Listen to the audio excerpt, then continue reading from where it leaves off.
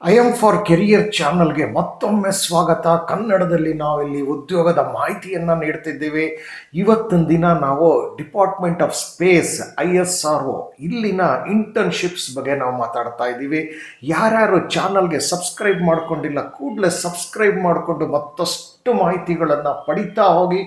ಬಹಳ ಮುಖ್ಯವಾಗಿ ಎಲ್ಲರೊಂದಿಗೆ ಹಂಚಿಕೊಳ್ಳಿ ಹಾಗೂ ಈ ವಿಡಿಯೋಗೆ ಕಡೆಯಲ್ಲಿ ಒಂದು ಲೈಕ್ ಬಟನ್ ಕೊಡೋದನ್ನು ಮರಿ. Internships BE BTech, ME MTech, BSc, diploma, MSc ಹಾಗೂ PhD ವಿದ್ಯಾರ್ಥಿಗಳಿಗೆ ಡಿಪಾರ್ಟ್ಮೆಂಟ್ ಆಫ್ ಸ್ಪೇಸ್ನವರು ಅರ್ಜಿಗಳನ್ನು ಆಹ್ವಾನಿಸುವ ಒಂದು ಲಿಂಕಿನ ಬಗ್ಗೆ ನಾನು ಮಾತಾಡ್ತಾ ಇದ್ದೀನಿ.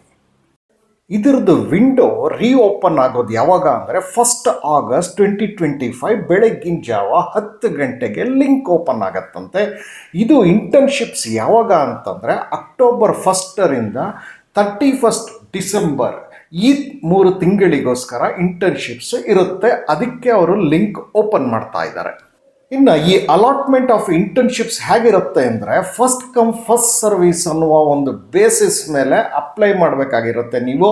ಅಂದರೆ ಯಾರು ಫಸ್ಟ್ ಅಪ್ಲೈ ಮಾಡ್ತಾರೆ ಮತ್ತು ಅಲ್ಲಿ ಎಷ್ಟು ಸೀಟ್ಸ್ಗಳಿರುತ್ತೆ ಅಷ್ಟು ವೇಕೆನ್ಸಿಗೆ ಮಾತ್ರ ಅವರು ಅರ್ಜಿಗಳನ್ನು ಸ್ವೀಕರಿಸ್ತಾರೆ. ಈಗ ಒಂದೊಂದಾಗಿ ಎಲಿಜಿಬಿಲಿಟಿ ಬಗ್ಗೆ ಮಾತಾಡ್ತಾ ಹೋಗೋಣ. ಈ ವಿಡಿಯೋಗೆ ಲೈಕ್ ಬಟನ್ ಕೊಡೋದನ್ನು ಮಾತ್ರ ಮರಿಬೇಡಿ. ಮೊದಲು ನಾವು BE BTechನವ್ರಿಗೆ ನೋಡಿದ್ರೆ ಅವರು ಎಲಿಜಿಬಿಲಿಟಿ 6th ಸೆಮ್ ಕಂಪ್ಲೀಟ್ ಆಗಿರಲೇಬೇಕು ಹಾಗೂ ಈ ಒಂದು ಇಂಟರ್ನ್ಶಿಪ್ಸು ಮಿನಿಮಮ್ 45 ದಿನಗಳು ಇದ್ದೇ ಇರುತ್ತೆ ಅನ್ನೋದನ್ನು ಅವರು ತಿಳಿಸ್ತಿದ್ದಾರೆ. ME MTechನವ್ರಿಗೆ ಬಂದರೆ ಅವರು ಫಸ್ಟ್ ಸೆಮಿಸ್ಟರ್ ಕಂಪ್ಲೀಟ್ ಮಾಡಿಕೊಂಡೇ ಇರಬೇಕಾಗತ್ತೆ. ಫಸ್ಟ್ ಸೆಮಿಸ್ಟರ್ ಕಂಪ್ಲೀಟ್ ಆಗಿದೊಡನೆ ನೀವು ಅಪ್ಲೈ ಮಾಡ್ಬೋದಾಗಿರುತ್ತೆ. ಇವರಿಗೆ ಮಿನಿಮಮ್ 120 ದಿನಗಳು ಇರುತ್ತೆ ಅನ್ನೋದನ್ನು ಅವ್ರು ಹೇಳ್ತಿದ್ದಾರೆ. ಇನ್ನು BSc BCom ಡಿಪ್ಲೊಮೋನವ್ರಿಗೆ ಬಂದರೆ BSc ಡಿಪ್ಲೊಮೋನವ್ರಿಗೆ ಫೈನಲ್ ಇಯರ್ ಸ್ಟೂಡೆಂಟ್ಸ್ ಮಾತ್ರ ಅಪ್ಲೈ ಮಾಡಬೇಕು ಅಂತಿದ್ದಾರೆ ಹಾಗೂ ಡ್ಯೂರೇಷನ್ ಅವ್ರಿಗೆ 45 ದಿನಗಳಿರುತ್ತೆ ಅನ್ನೋದನ್ನು ತಿಳಿಸ್ತಿದ್ದಾರೆ. MSc ಆದವ್ರಿಗೆ MScನವರು ಫಸ್ಟ್ ಸೆಮಿಸ್ಟರ್ ಕಂಪ್ಲೀಟ್ ಆಗಿರಲೇಬೇಕು. ಅವರು ಅರ್ಜಿ ಹಾಕೋದಕ್ಕೆ ಎಲಿಜಿಬಲ್ ಅಂತ ಅವ್ರು ಹೇಳ್ತಿದ್ದಾರೆ. ಇವರಿಗೂ ಕೂಡ ಡ್ಯೂರೇಷನ್ 120 ದಿನಗಳಿದೆ. ಕಡೆಯಲ್ಲಿ PhDನವರು ಕೂಡ ಅಪ್ಲೈ ಮಾಡ್ಬೋದು. ಆದರೆ ಅವರು ಕೋರ್ಸ್ ವರ್ಕ್ನ ಕಂಪ್ಲೀಟ್ ಮಾಡಬೇಕಾಗಿರುತ್ತೆ ಹಾಗೂ ಡ್ಯೂರೇಷನ್ ಮಿನಿಮಮ್ 30 ದಿನಗಳದಿರುತ್ತೆ ಅನ್ನೋದನ್ನು ಅವರು ತಿಳಿಸ್ತಿದ್ದಾರೆ. ಕಡೆಯಲ್ಲಿ ಈ ಅಡ್ರೆಸ್ ಟು ಪೋಸ್ಟ್ ಅಂತ ಅಂದರೆ ಅವರಿಗೆ ನೀವು ಇಲ್ಲ ಇಮೇಲ್ ಮುಖೇನ ಕಳಿಸ್ಬೇಕಾಗತ್ತೆ, ಇಲ್ಲ ಅಡ್ರೆಸ್ಗೆ ಪೋಸ್ಟ್ ಮಾಡಬೇಕಾಗತ್ತೆ. ಅಡ್ರೆಸ್ ಅಂತ ಹೇಳಿ ಅವರು ಕೊಟ್ಟಿದ್ದಾರೆ.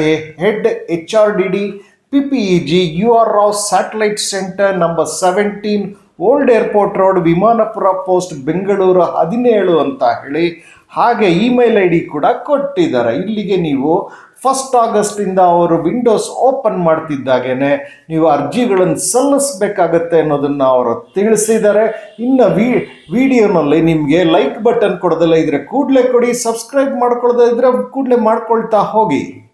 ಕಡೆಯದಾಗಿ ನಿಮಗೆ ವೆಬ್ ಲಿಂಕ್ ಬೇಕಾಗಿರುತ್ತೆ. ವೆಬ್ ಲಿಂಕ್ ಎಲ್ಲಿ ಸಿಗುತ್ತೆ ಅಂದರೆ ಡಿಸ್ಕ್ರಿಪ್ಷನ್ ಬಾಕ್ಸ್ಗೆ ಹೋಗಬೇಕಾಗತ್ತೆ. ಡಿಸ್ಕ್ರಿಪ್ಷನ್ ಬಾಕ್ಸ್ಗೆ ಹೋಗೋದು ಹೇಗೆ ಅಂತಂದರೆ ಈ ವಿಡಿಯೋನ ನೀವು ಲಿಂಕ್ ಮುಖೇನ ನೋಡಿದಾಗ ಮಾತ್ರ ನಿಮಗೆ ವಿಡಿಯೋ ಕೆಳಗಡೆ ಟೈಟಲ್ಸ್ ಆದಮೇಲೆ ಮೋರ್ ಅನ್ನೋ ಪದ ಕಾಣಿಸುತ್ತೆ. ಆ ಮೋರ್ ಅನ್ನೋ ಪದವನ್ನು ಕ್ಲಿಕ್ ಮಾಡಿದಾಗ ಡಿಸ್ಕ್ರಿಪ್ಷನ್ ಬಾಕ್ಸ್ ಓಪನ್ ಆಗುತ್ತೆ. ಆ ಡಿಸ್ಕ್ರಿಪ್ಷನ್ ಬಾಕ್ಸಲ್ಲಿ ಎಲ್ಲ ಲಿಂಕ್ಗಳನ್ನು ಕೊಟ್ಟಿದ್ದೇನೆ.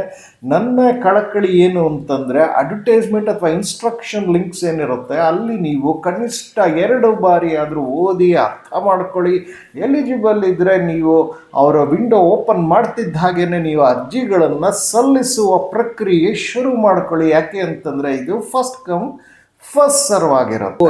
ಡಿಪಾರ್ಟ್ಮೆಂಟ್ ಆಫ್ ಸ್ಪೇಸ್ ISRO ಇಲ್ಲಿನ ಇಂಟರ್ನ್ಶಿಪ್ಸ್ ಬಗ್ಗೆ ತಿಳ್ಕೊಂಡ್ರಿ. ಇದು ವಿಶೇಷವಾಗಿ ಇಂಜಿನಿಯರಿಂಗು ಅಥವಾ BSc ಅಥವಾ ಡಿಪ್ಲೊಮೊ ಇಂತಹ ವಿದ್ಯಾರ್ಥಿಗಳಿಗೋಸ್ಕರ ಇರುವಂಥದ್ದು. MSc PhDನವ್ರಿಗೂ ಇದೆ. ಸೊ ಇಂತಹ ವಿದ್ಯಾರ್ಥಿಗಳು ನೀವು ಇದು ಯಾವತ್ತಿಂದ ಲಿಂಕ್ ಓಪನ್ ಆಗುತ್ತೆ ಅಂತ ಹೇಳ್ತಿದ್ದಾರೆ.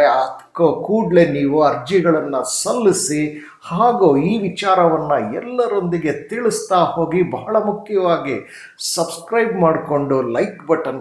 ನಿಮಗೆ ಈ ವಿಡಿಯೋ ಇಷ್ಟ ಆಗಿದ್ದರೆ ಲೈಕ್ ಮಾಡಿ, ಚಾನಲ್ನ ಸಬ್ಸ್ಕ್ರೈಬ್ ಮಾಡ್ಕೊಳ್ಳಿ, ನೋಟಿಫಿಕೇಷನ್ ಬೆಲ್ ಒತ್ತಿ ಹಾಗೂ ಬಹಳ ಮುಖ್ಯವಾಗಿ ಇತರರೊಂದಿಗೆ ಹಂಚಿಕೊಳ್ಳಿ.